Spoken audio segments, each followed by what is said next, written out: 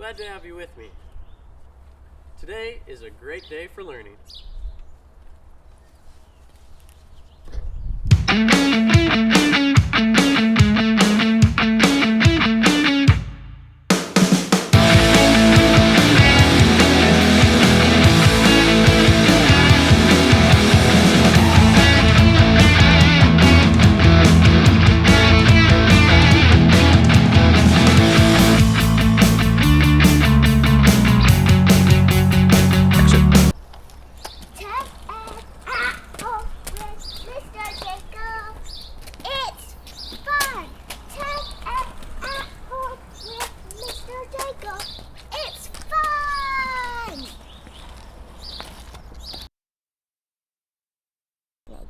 In this series of lessons, we're going to be looking at some of the basics of residential construction. We're going to be doing this by constructing a small garden storage shed. Today, we're going to be talking about flooring systems. I've already assembled the flooring system for my garden shed.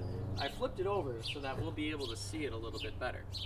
There's four main parts to a flooring system: the sill, header joists, and subflooring. First, we're going to be talking about the sill.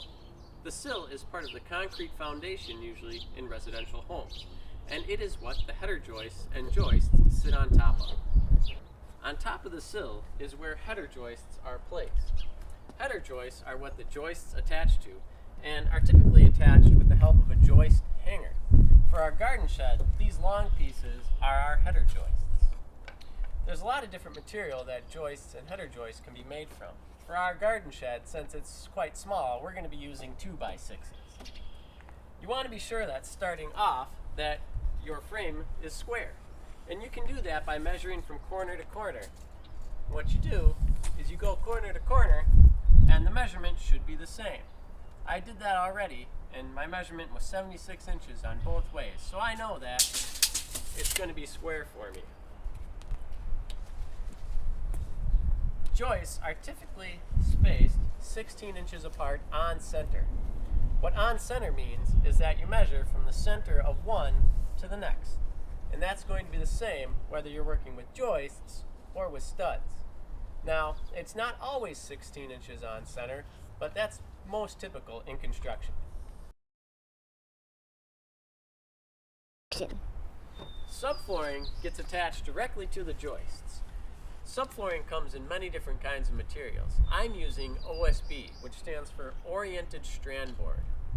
Subflooring typically comes with tongue and groove along the edges. This is so the sheets can fit together snugly. This prevents any kind of squeaking from happening in your floor. The sheets are always fastened along the edges and then across at each joint.